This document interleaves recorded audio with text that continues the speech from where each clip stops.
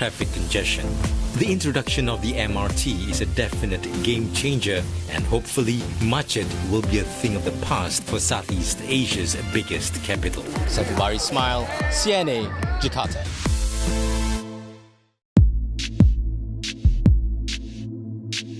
As I live my life, I am increasingly surprised by my strength, my determination, by the power of my beliefs. I find reward in the honesty of my endeavors, proud of what I have achieved, and convinced there is much more I can do.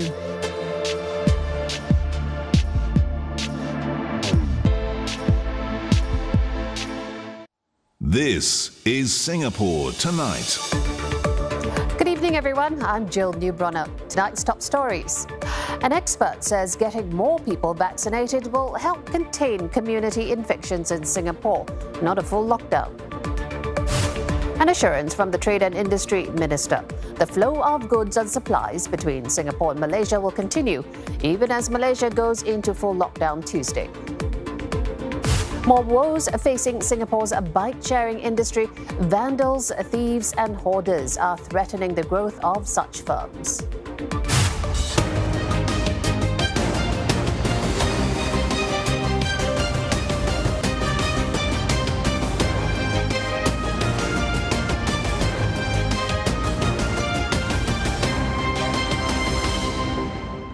A lockdown is not the answer to further contain community cases in Singapore. This according to an infectious disease expert we spoke to. Rather, he says Singapore should ensure more people are vaccinated.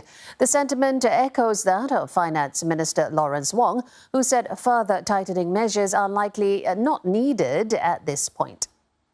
Now, we track the figures since the Phase 2 heightened alert kicked in 2 weeks ago. That day, community cases spiked to 38. 3 days later, 5 more clusters emerged. This was followed by 100 cases at Changi Airport Terminal 3. In order to control the spread, passenger terminals and Jewel Changi Airport were shut to the public. Mass testing was also ordered for a residential block in Hougang following cases there. Malls were hit next, with a cluster found at popular venues Gem and Westgate in Jurong. Again, mass testing was conducted for people who visited these places. Despite the cases found in high-traffic areas, infectious disease expert Professor Paul Tabaya says a lockdown is not the solution. Instead, he suggests ring vaccination. So if you have a case, say, in a workplace, then what you do is you let everybody else in that workplace jump the queue and get vaccinated ahead of other people because you're trying to contain the spread. Now, there's no evidence that this works with COVID-19, but it is one of the strategies that's been used for other viruses, so it's something that might be considered. As of yesterday, there are 36 open clusters with a total of 433 people. The Changi Airport Terminal 3 cluster remains the largest, with 108 cases, followed by the Gem Westgate cluster with 60 cases. The number of COVID-19 patients requiring hospital treatment remains stable.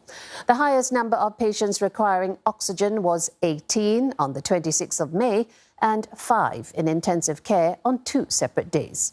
Another expert says vulnerable groups like the elderly and those not suitable for vaccination are more likely to develop severe symptoms. She adds Singapore might need to re-examine its vaccination strategy to include them.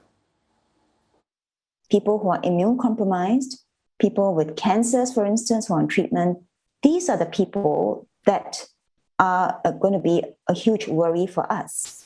Because these are the people, if they are not vaccinated and they get COVID, they will also more likely land up with oxygen and then subsequently into ICU. We could maybe re-examine our vaccination strategy for certain at-risk groups, which are currently not being vaccinated or not considered suitable for vaccination in Singapore.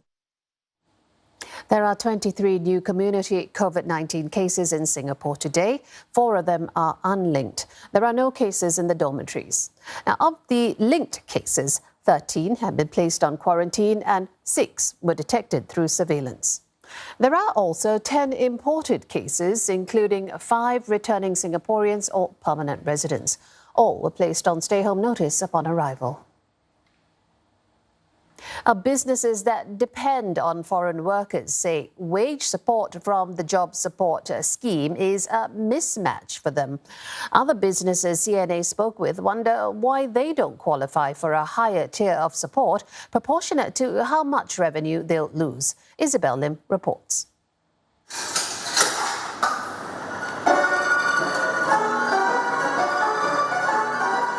This 5-year-old private museum features a rare collection of musical boxes, with the oldest dating from the 18th century. Just last month, it recorded a high of 500 visitors, spurred by the use of Singapore Rediscover vouchers. But with the country on heightened alert to curb the spread of COVID-19, the museum has seen an 80% drop in visitors. While such attractions are now eligible for increased help under the job support scheme, the museum says there's a slight mismatch. We have 6 full-time staff and 3 part-timers, and many volunteer staff supported us. But the job support scheme just only supported Singaporean, so we are only 2 Singaporean. So other countries' staff cannot get the support. So that is very thankful, but not so effective for us. The scheme applies to Singaporeans and permanent residents, but the museum employs a number of work pass holders. It's a similar story here at this beauty salon. Unfortunately, because most of our facialists are Malaysians, so this scheme doesn't really help us or apply to us in any way. But it does apply for our Singaporean employees. So in certain ways, there is some sort of help that we are actually very thankful for. The spa has to shut during this period because their services require masks to be removed.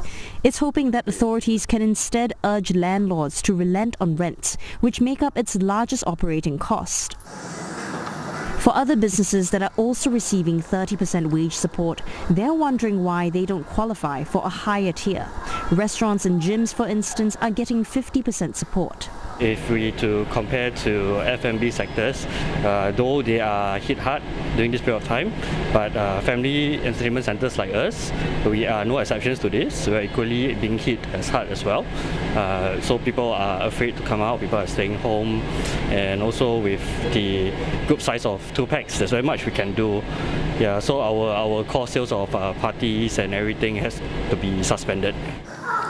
Mr. Lee says business has dropped about 90% for them and that they don't have an option of going online.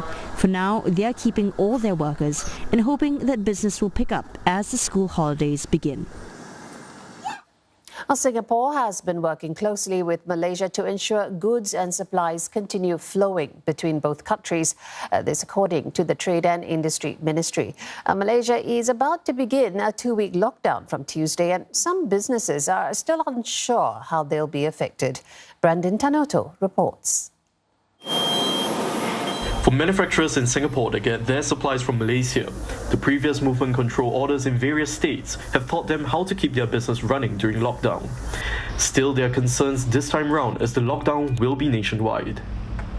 We know about the date of the lockdown, but the framework of it, the shape and form, there's still a lot of moving parts moving forward. It's uncertain what kind of goods or materials can come in.